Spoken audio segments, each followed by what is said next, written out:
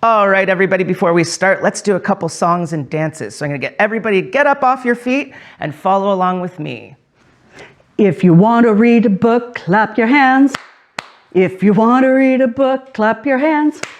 If you want to read a book, listen up and take a look. If you want to read a book, clap your hands. If you want to read a book, stomp your feet. If you want to read a book, stomp your feet.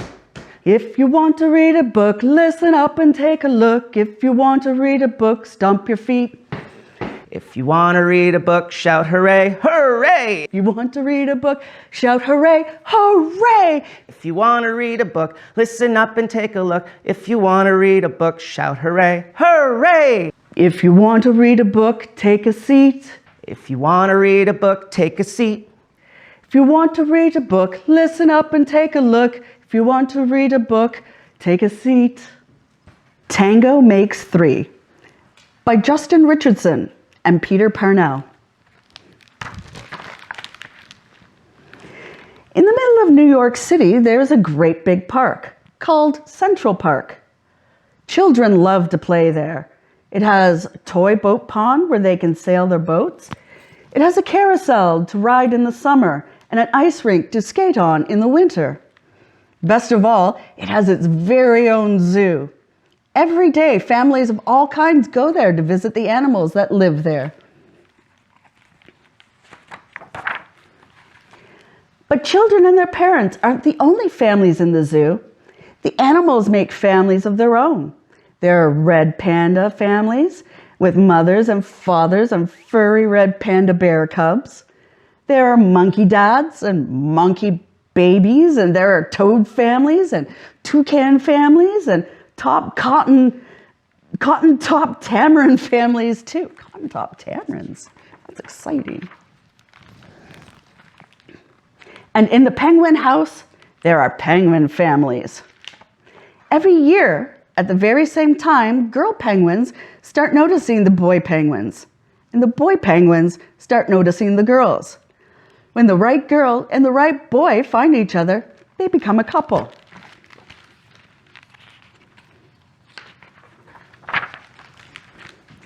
Two penguins in the penguin house were a little bit different. One was named Roy, and the other was named Silo. Roy and Silo were both boys, but they did everything together.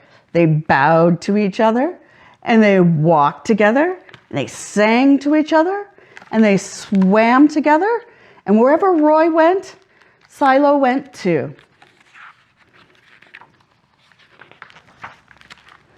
They didn't spend much time with the girl penguins, and the girl penguins didn't spend much time with them. Instead, Roy and Silo wound their necks around each other. The keeper, Mr. Gramsay, noticed two penguins and thought to himself, they must be in love. Roy and Silo watched how the other penguins made a home, so they built a nest of stones themselves, and every night Roy and Silo slept together just like the other penguin couples.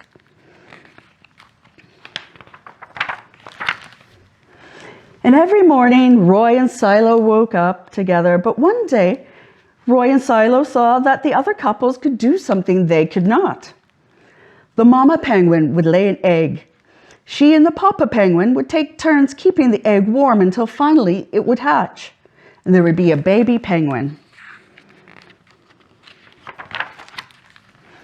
Roy and Silo had no egg to sit on to keep warm.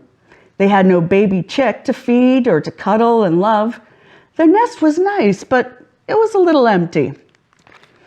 One day, Roy found something that looked like what other penguins were hatching, and he brought it to their nest.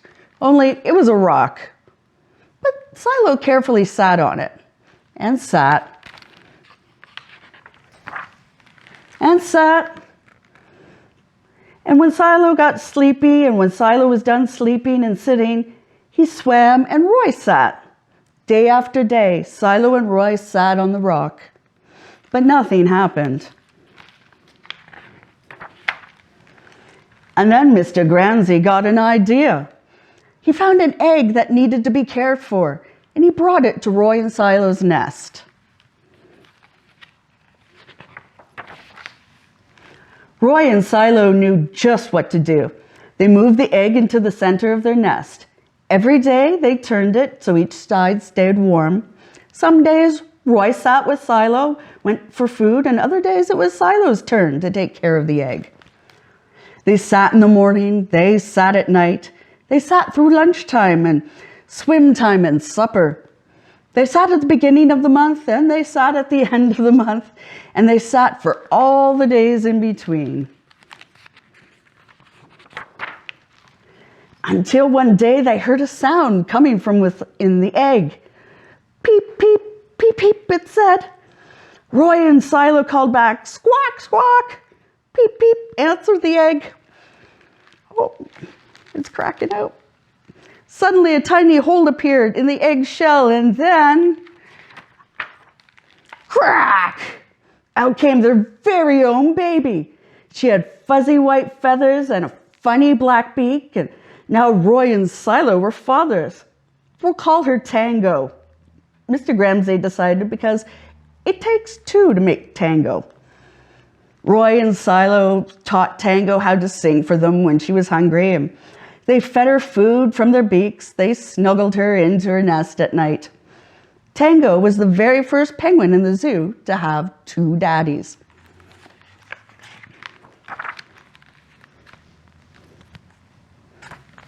Soon Tango grew strong enough to leave the nest.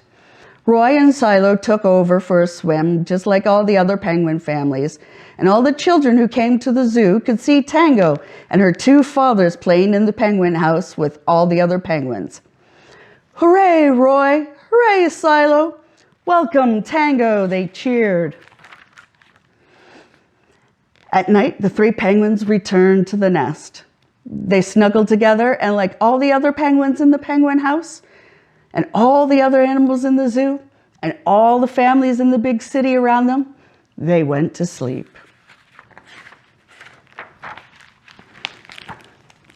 And that was Tango Makes Three. Let's do another song. So everybody up on your feet. This one's to the tune of The Wheels on the Bus.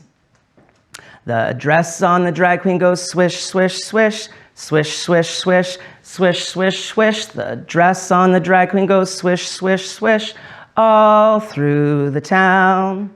The heels on the drag queen go click, click, click, click, click, click, click, click, click. The heels on the drag queen go click, click, click, all through the town. The jewelry on the drag queen goes bling, bling, bling, bling, bling, bling, bling, bling, bling. The jewelry on the drag queen goes bling, bling, bling, all through the town. The hair on the drag queen goes flip, flip, flip, flip, flip, flip, flip, flip, flip. The hair on the drag queen goes flip, flip, flip, all through the town. Great job, everyone. All right, we're going to read Stella Brings the Family. This is a book by Miriam Schiffer.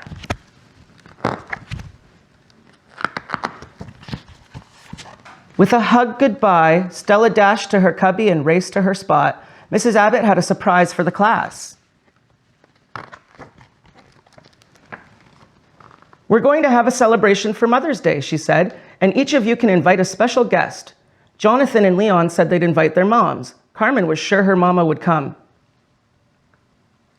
But Stella had two dads. Everyone else had a mother. Howie had two. Stella would be the only one without a mother at the Mother's Day party. That afternoon, Stella and her clay stared at each other.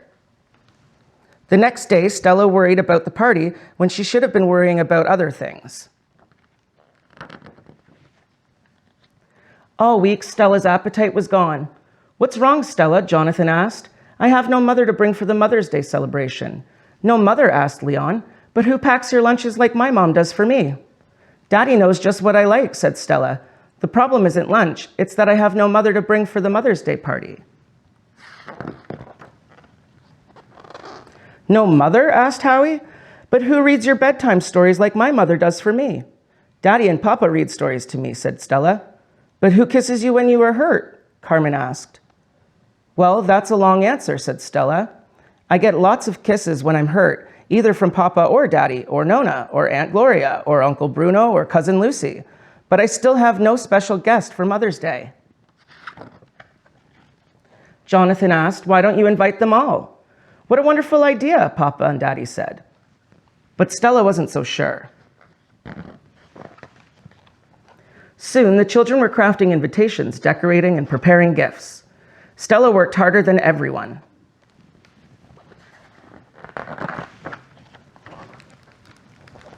The big day arrived. Daddy, Papa, Nona, Uncle Bruno, Aunt Gloria, and Cousin Lucy went with Stella to school. She had so many guests, Stella hoped it would be okay. The party was better than Stella had ever imagined. Howie came with his two moms, and Jonathan brought his grandmother while his mom was away. Stella had the biggest crowd of all.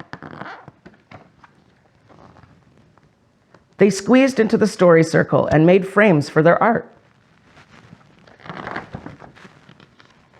Stella thought the day was turning out fine. In fact, it was better than fine. Papa was a big hit.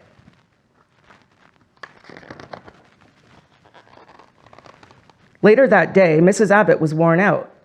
Stella told her not to worry. For Father's Day, she wouldn't bring nearly as many people. Just 2. The end.